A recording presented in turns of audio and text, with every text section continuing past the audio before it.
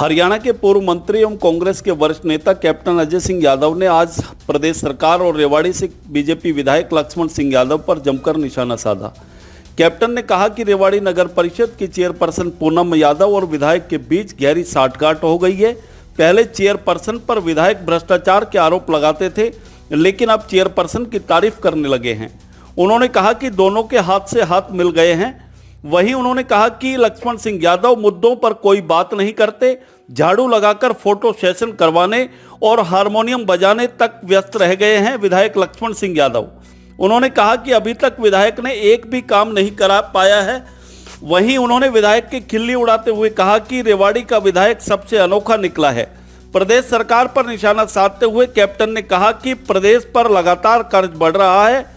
प्रदेश सरकार में 75,000 रुपये करोड़ का कर्ज था, जो कि बढ़कर अब करीब 4 लाख करोड़ रुपए हो गया है। उन्होंने कहा कि 100 दिनों में सरकार ने विधानसभा चुनाव में जो वादा किया था वो एक भी पूरा नहीं कर पाई है सरकार।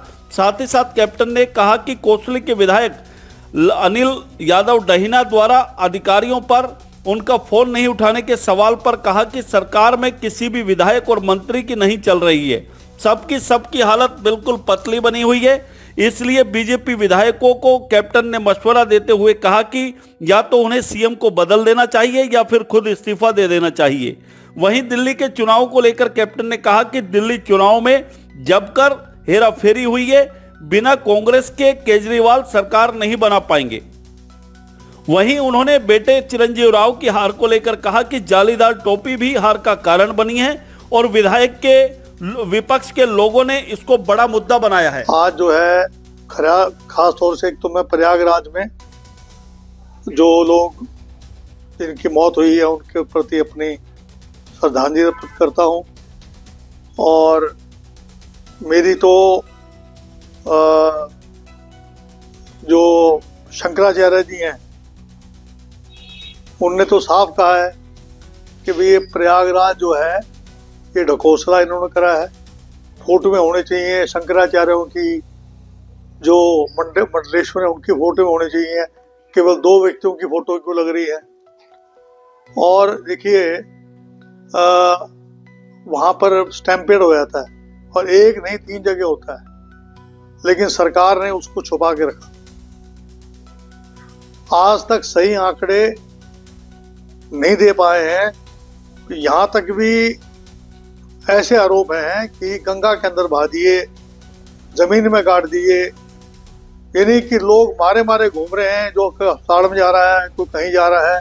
लेकिन जो है अब तक जो आंकड़ा जो है करीबन 500, 600, 700 के आसपास का आंकड़ा है, लेकिन सरकार जो है इसको छुपा रही है। और शंकराचार्य जी ने कहा कि भाई उनको बताने में दिक्कत क्या है, भाई हादसा तो कोई भी हो सकता है। लेकिन ये हादसा क्यों हुआ? क्योंकि वीआईपी ट्रीटमेंट जो चल रही थी उसके वजह से हुआ। तो ये जो नरसंहार हुआ है, ये जो हत्याएं हुई हैं, इसके लिए कौन कौन दोषी हैं उनको चिन्हित करना चाहिए लोगों। दूसरा, महाराष्ट्र में जो चुनाव हुए और हरियाणा में करीबन 17 लाख वोट, तो वहां बड़ी 40 लाख वोट हमारे बड़ी विधानसभा और लोकसभा विधानसभा के बीच में। और उसके बारे में आंकड़े कांग्रेस ने मांगे थे। उन्होंने एक कमेटी भी बनाई है, 8 मेंबर कमेटी बनाई है ईगल के नाम से।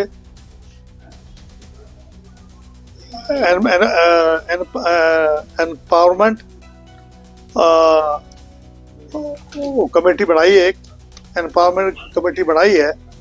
उसमें जो है उनका काम एक ही है कि वो तय में जाए। तो ईगल जो एक कमेटी बनाई है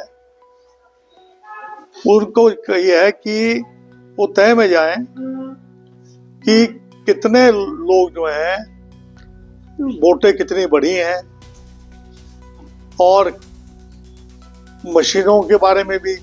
बल्कि ईवीएम मशीन के बारे में सोनिया गांधी जी को चिट्ठी भी लिखी थी कि वर्किंग कमेटी में रेजोल्यूशन लाया जाए कि ईवीएम मशीन पे पूर्ण बैन किया जाए।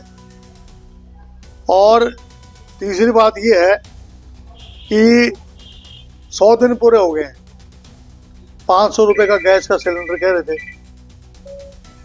थे ना।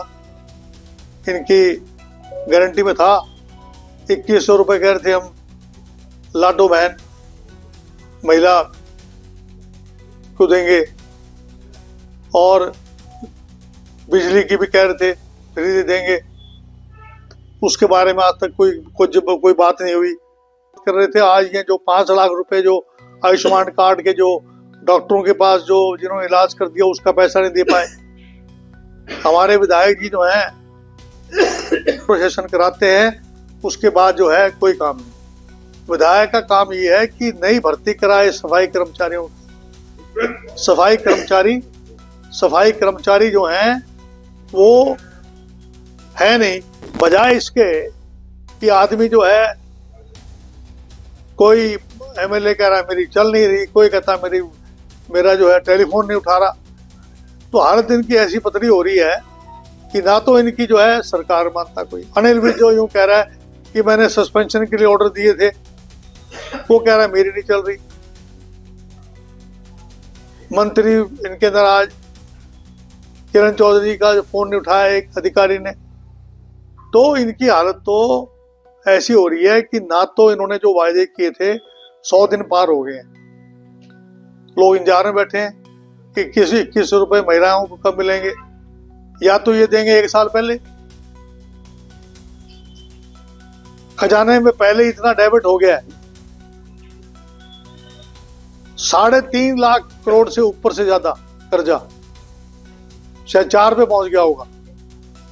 हमारा टाइम पे जब 2014 में 75,000 करोड़ रुपए कर्जा था, अब जो है दुनिया भर का कर्जा हो गया। और दूसरा जो है लड़कों का कॉलेज जो है, उसके बारे में आज तक इन्होंने श्रीमान जी ने चिन्हित नहीं करी जगह, भाई कहाँ लड़कों का कॉलेज बनेगा। लड़कियों का स्कूल जो बन रहा था गवर्नमेंट स्कूल, उसके बारे में कोई कार्रवाई नहीं करी। जो बॉयज स्कूल के बारे में मैंने मुख्यमंत्री से खुद मिल के आया मैं, और मैंने उनसे कहा कि भाई ये जो बिल्डिंग खाली पड़ी है, जो सैनिक स्कूल वाली बिल्डिंग है, इसमें स्कूल कॉलेज चालू कर दें। मैंने कहा भी नोट भी करो आप, नोट भी कराया उनको मैंने, और मैंने मसानी बरात का मामला भी उठाया। तो जो मुद्दे एमएलए को उठाने चाहिए वो तो उठाता नहीं है। ना तो मेडिकल कॉलेज की कोई बात करता, ना आईआईटी की बात करते, ना आईआईएम की बात करते। तो करना क्या है, एमएलए का काम क्या है कि नई नई योजना लेके आना। अब जो है पहले तो रोज जो है पहुंच जाया करता था कमेटी में, अब सेटिंग हो गई है चेयरमैन से, बताते हैं। अब चेयरमैन बहुत बढ़िया हो गया।